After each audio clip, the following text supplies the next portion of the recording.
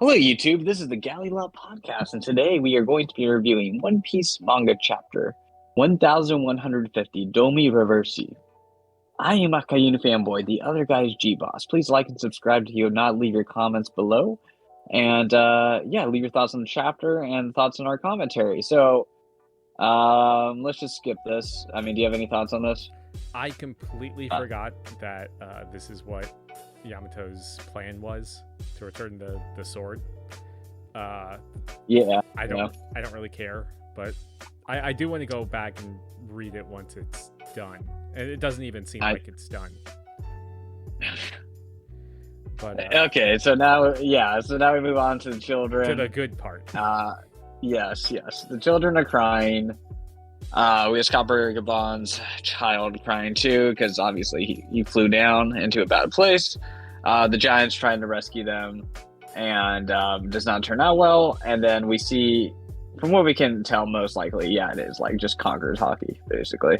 Yeah, that's like one of the bigger ones that we've seen. I would say that it's not as big as the Emmett one with the Joy Boy, like Naki and the hockey in the knot.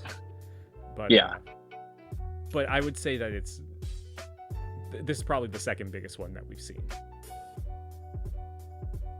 Maybe Shanks had a bigger one, or do you think this one's bigger? Well, I'm just considering the scale of Elbaf here. Yeah, because the giants look minuscule compared. So that's true. I don't know. Should I say this for later or? Okay, well, basically we get Emu's entrance in a combative way. Yeah. And we had Emu's entrance previously in the Reverie arc. So this is one, I just kind of want to open this up right here. But where would you say this is like top 3 best villain introductions in the series, or where would you rank this? I'm curious. I mean, this is definitely, I like this because it's through this type of possession we see Emu's power, but we don't see like what they actually are like physically yet. But it's also kind of like not generic, but it's like typical like devil imagery with like the pitchfork, the tail, the wings, and everything. I will say that the shot is very intimidating. But yeah, I do like it. I don't know if it's top 3. What do you think? Just a couple I could think off the bat that were better were like Kaido's, Kizaru's. Let's see. I'd say like even Kuzan to an extent too. I think. I will say, just in terms of a villain thing, I don't really get Emu's character as much. You can say it's a mystery, it's final villain, I'll be revealed later, that's fine. But you don't really get a personality out of Emu. It's just kind of this weird entity, so far.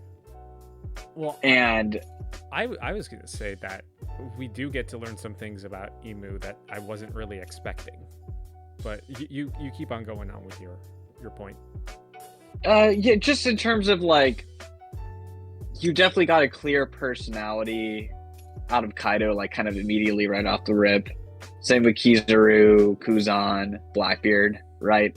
I would rank Blackbeard introduction better than this too, for the record. And I guess I'm just trying to analyze this because people are saying Emu is going to be the final villain. I just don't really get in terms of like I'm emotionally invested in the character, like personality so far of Emu. If that makes sense.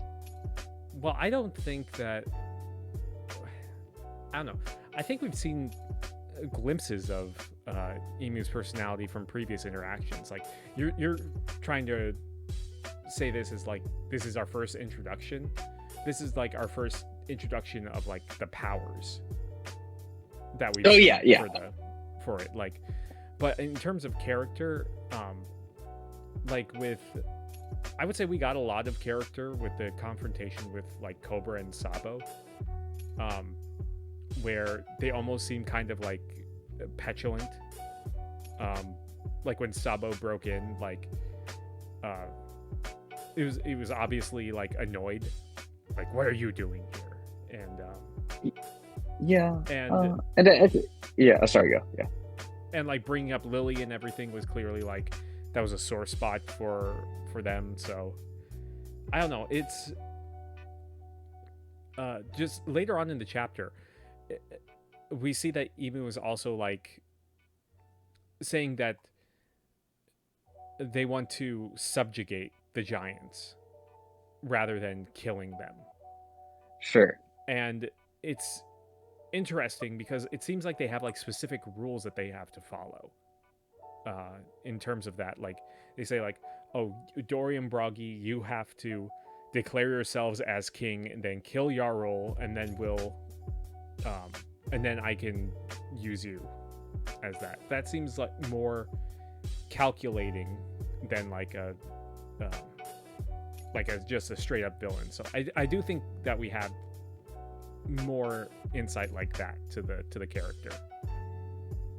So I agree with that. I would just say in terms of One Piece standards, like you kind of alluded earlier, Imu is kind of generic in terms of her personality. There's like nothing really unique in terms of on a personal level. Like let's just say like a Doflamingo. Well, or yeah, but I would say like right now I think they feel like they're in charge, so they probably have this cooler personality. But like we saw with like Sabo breaking in and everything, you could see like some sort of like frustration and other type of personality.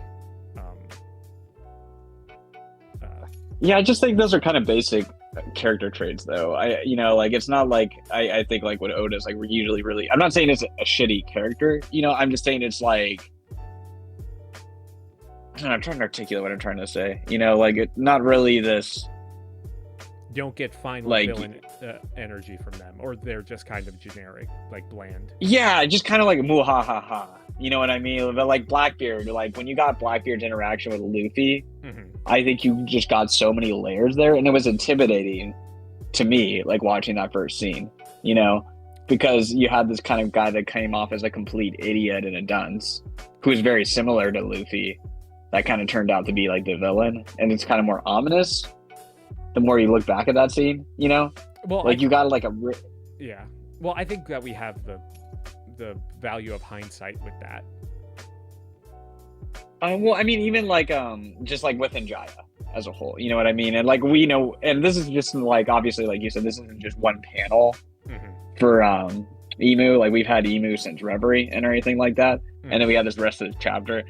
And I think even with Kaido, when you first see his entrance, even though I think Kaido was fiddly handled towards the end, in the beginning you're just like, okay, I understand like a good bit about who Kaido is, like he has really, this really just like towards the end, no, but in that first scene you get like this kind of crazy maniac, you know what I mean? And then here's just kind of like a generic thing, but I don't want to like harp too long on it, but I'm just saying in terms of the villain entrance, it's kind of generic, even though the powers are really cool. In terms of the personality, it's generic, I guess, if that makes sense. I don't know. I think for what One Piece standards, yeah. I think just in terms of what Oda's trying to introduce here, like in terms of like this is Emu, this is who we've been like the person at the top of the world, and they show up in complete control, blasting Conqueror's Haki, converting people into demons and everything. I think that's what Oda's trying to set up now, and we're going to get more of Emu's like actual personality later, and I think we could see a lot more of that when and if like in this arc they interact with Luffy as in the Nika Gear 5 mode. Sure. And I think when we kind of move on and when we get to kind of get into the speculation more, because we do see the Strawhats here, and you start to see Summers like re-healing a little bit, and then you see the Strawhats talk about they're trying to figure out who this woman is, and that they're like hoping that Luffy and the Monster Trio show up and things like that too. But the Strawhats seem again like incapacitated Robin's the only one making progress. Jinbei's still deep in the mud. Robin's the only one making progress here, you know? Yeah. Which I think it's a great character moment for Robin right there, because Robin is like, you know, willing to, even with these like terrifying threats, like to still try to save the library, basically. So I thought that was pretty cool. And then we see the Giants basically get used as what they've kind of been used consistently throughout the series as hype tools, you know? So yeah, with Giants, a couple exceptions. Yeah, Giants don't really get to do too much in terms of like cool feats. No, so I mean, like, granted, this is probably one of the strongest characters in the series here. I felt bad for Bragi. Like, I think this really, like, I'm like, God. But the power, yeah, was intimidating. It was scary and everything like that to see. I like the artwork too. Yeah, when you see the bringing out the weapons and everything. You don't call the shots here. Bang! It's a pun. Get it? Yeah. And then bam. That was insanity. Yeah, Imu has the power of Satan and this gun that they found. It's kind of funny that, like, just bringing out stuff from like this grimoire, like this, and I don't know. It seems just I feel more vindicated in my theory that it's more like actual devil and demon based. Rather than like devil fruits.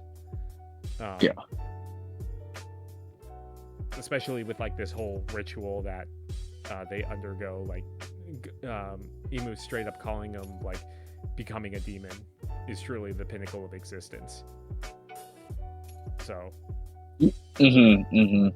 but yeah, I did not see this coming. No. I didn't either.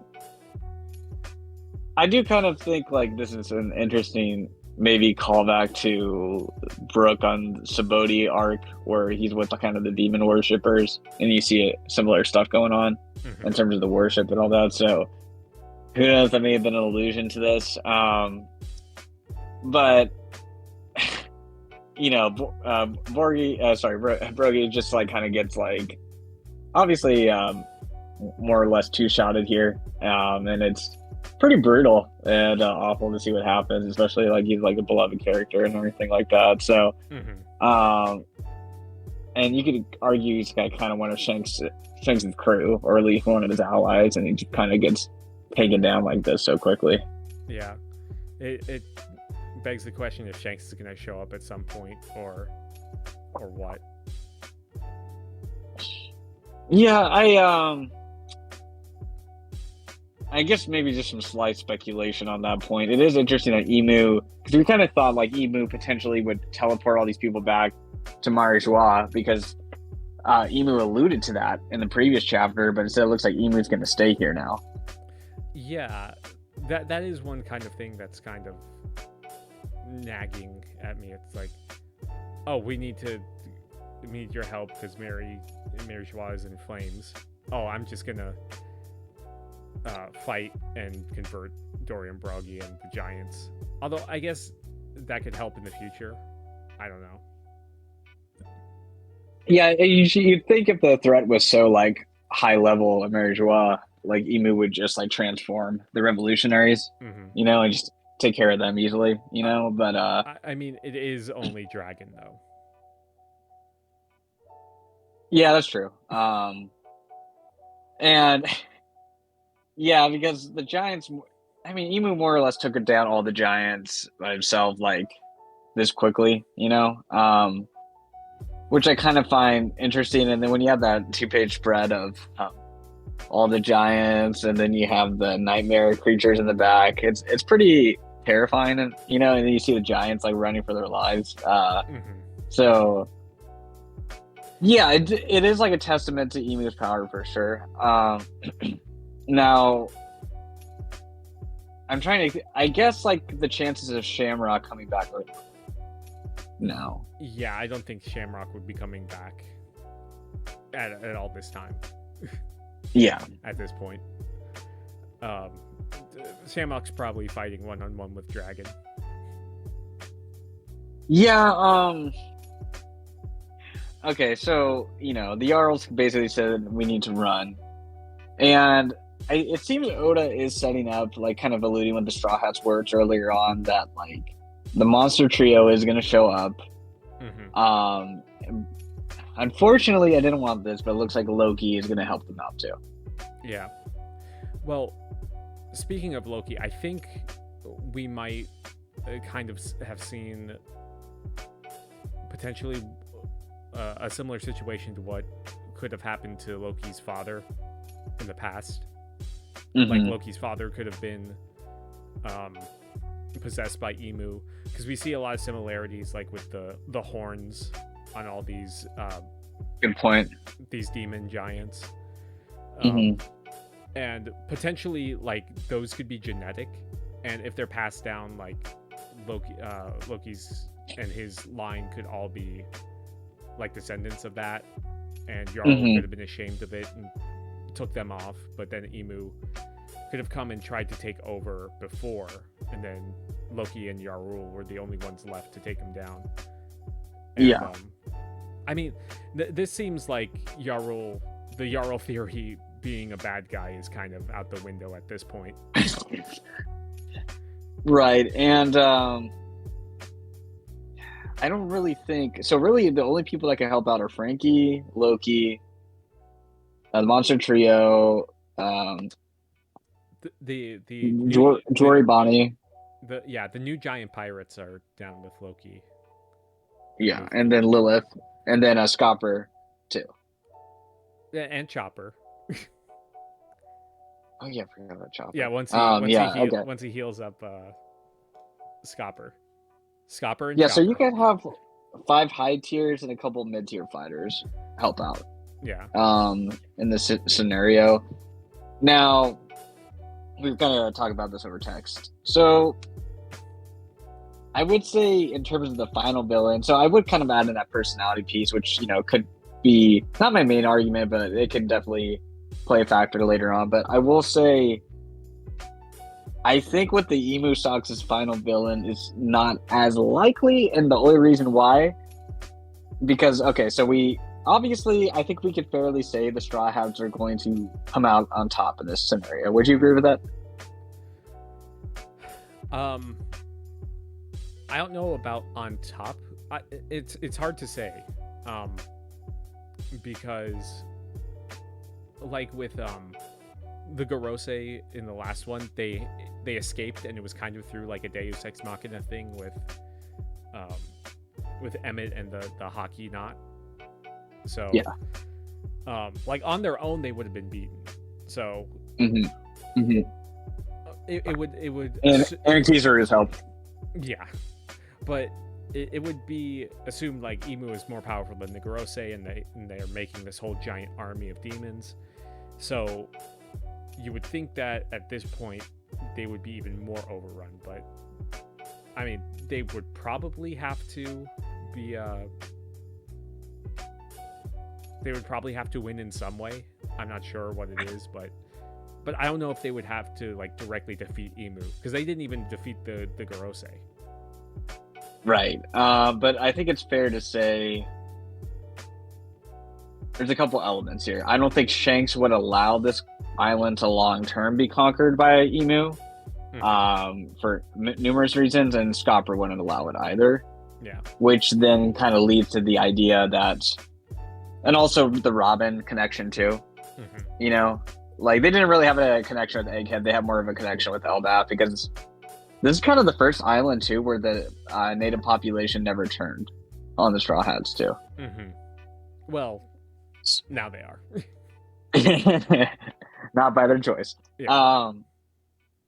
So I think there's a good shot, and also I think it's kind of different where I think it's debatable to say which is like the stronger force compared to Egghead Island though, because we're not sure where to rank the Gorosei, and Kizaru is kind of playing that weird little game, and you had all the Navy ships and stuff, but like they have a lot of backup here too, on the Straw Hat side.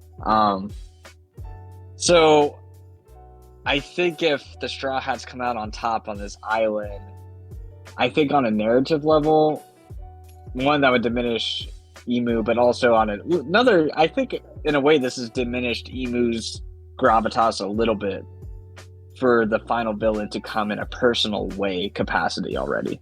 And like, even though it's like a little bit of an imperfect way, it's kind of weird to see Emu participate. Now let's look at the context of the other two contenders, Blackbeard and Akainu.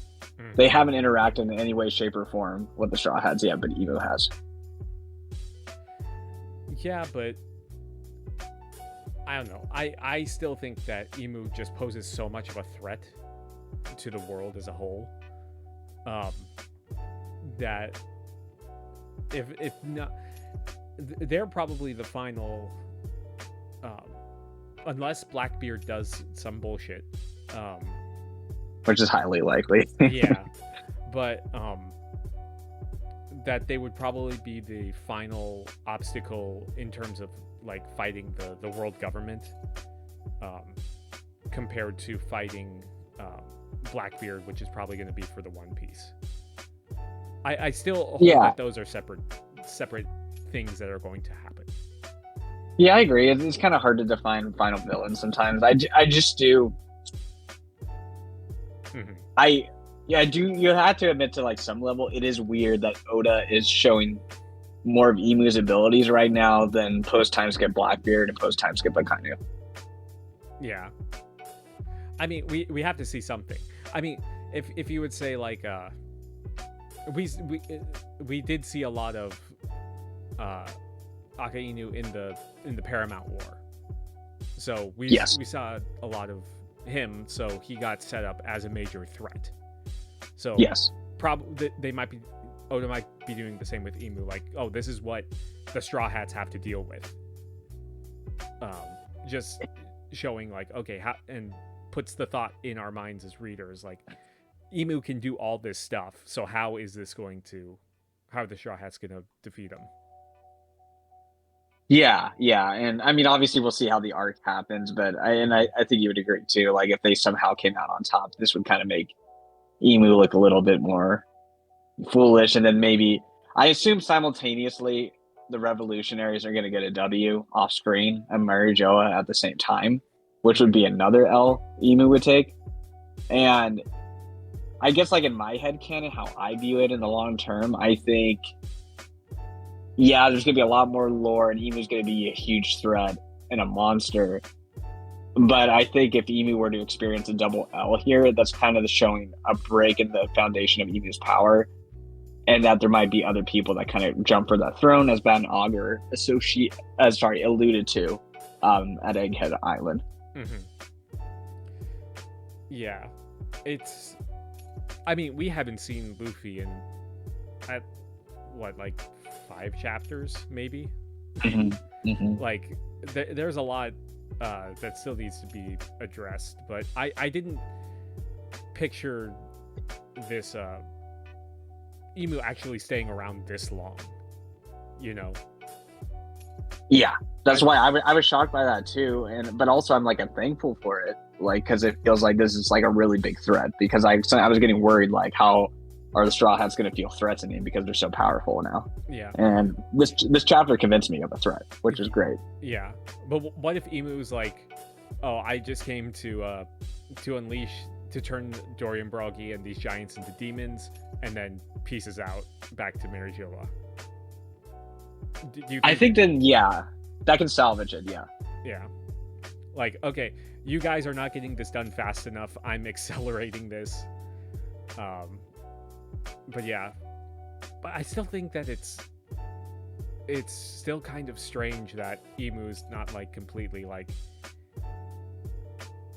Emu's basically like brainwashing them, or like the way that, hold on, let me go back to the page that they put it. Under Mu's dominion, thou shalt be granted unprecedented strength. No longer shalt thou be bound by reason nor by common sense. Becoming a demon is truly the pinnacle of existence. So, like, they're basically like stripping that, making them stronger, making them like immoral. So I'm just wondering, like, what it because it seems like they have somewhat of their faculties about them, but they're just like completely like bloodthirsty. Yeah. So like I guess having a country of giants like that is worth it, but I did find it fascinating that it's like this nation shall not be laid to waste, it is to be ruled. So I guess Elbaf is just enough of a powerful force that Emu wants them subjugated. Which is interesting because Emu feels the need to be so explicit, and I think Emu's feeling the need that the power is being shaken up with Emu because, like, remember previously they would just do Cypher Pull Zero would just get him through Mother Caramel, and they would try to make him Vice Admiral Giants and everything like that. But now they're just like straight up like, yeah, I'm coming in and I'm taking over, and like I'm not going to even hide my identity. Well, Emu still is by working through, Gunko. Gunko. So, but you see, like it's more of a personal thing. So, yeah. So basically, kind of my like final thoughts: if Emu stays, it's not going to look great for Emu long term as final villain. But if Emu just pieces out, then this does look pretty good for Emu as final villain. So that's kind of where I'm at with it. Shows up, creates demons, and dips. Yeah.